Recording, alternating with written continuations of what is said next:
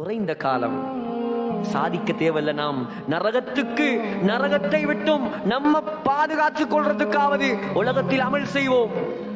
குடும்பத்துக்கு பிள்ளைகளுக்கு படிப்பை தொழிலை கொடுத்த நாம் மார்க்கத்தை கற்றுக் கொடுப்போம். அல்லாஹோடு நெருங்குவோம், அல்லாஹோடு தொடர்பாகுவோம், அல்லாஹ்வுக்கு வழிபடுவோம். மௌத்து எப்ப வரும் என்று தெரியாது. கைசேதமான விடயம் என்ன தெரியுமா? கைசேதமான விஷயம் என்ன தெரியுமா? கடைசியாக சொல்லி முடிக்கிறேன். சில ஆம்பளைகள் பள்ளிக்கு வராங்க. எப்ப தெரியுமா பள்ளிக்கு வராங்க? ஜனாசாவாகத்தான் அவர் முதல் பள்ளிக்கு வாரார். எவ்வளவு கைசேதம் சகோதரர்களே! உயிரோடு இருக்கும் போது பள்ளிக்கு கூப்பிட்டு வரல. பள்ளிக்கு வா, ஒவ்வொரு நாளும் 5 தரம் முஅத்தின் வா பள்ளிக்கு. இல்ல வரமாட்டேன்.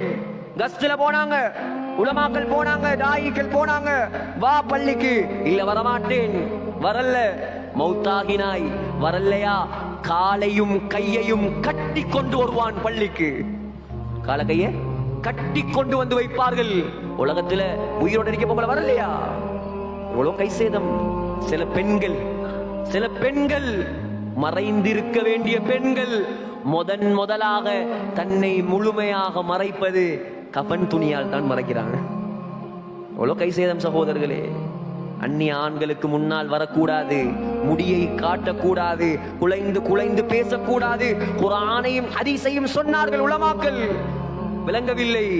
மூடுறாய்ப்ப ஃபுல்லா தன்னை ஃபுல்லா மூடுகிறாய்ப்ப ஜனாசாவாகத்தான் மூடுகிறா. ஆக இப்படியான கைசேத வாழ்க்கையை விட்டும் நாம் நம்மை பாதுகாப்போம். அல்லாஹ் நமக்கு புத்தியை தந்திருக்கிறான், 2 வழியை காட்டி தந்திருக்கிறான். இது நல்ல வழி, இது கெட்ட வழி.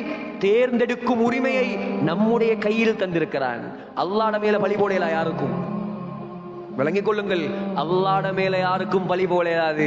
அல்லாஹ் சொல்லுவான், குர்ஆனில் சொல்லிவிட்டான், வஹதைனாஹுன் நஜ்தைன். கெட்ட வழி நல்ல வழி 2யும் நான் காட்டி தந்து விட்டேன். இஷ்டமான வழியில போ, மறுமையில் சந்திப்போம். அதுதான் முடிவு. உலகத்தில் எப்படியும் மாறு. தொலாட்டி யாரையாவது அடிச்சு கொள்ளுவாங்களா? இங்க கொள்ள மாட்டாங்க. வட்டி எடுத்ததுக்காக குடும்பம் உங்களோட பேசாம இருக்குமா?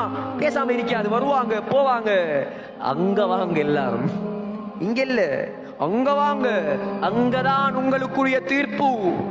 சகோதரர்களே, நானும் சந்திக்க இருக்கிறேன், நீங்களும் சந்திக்க இருக்கிறீர்கள். குறுகிய கால வாழ்க்கையை அல்லாஹ்வுக்கு நெருக்கமாக வாழ்ந்து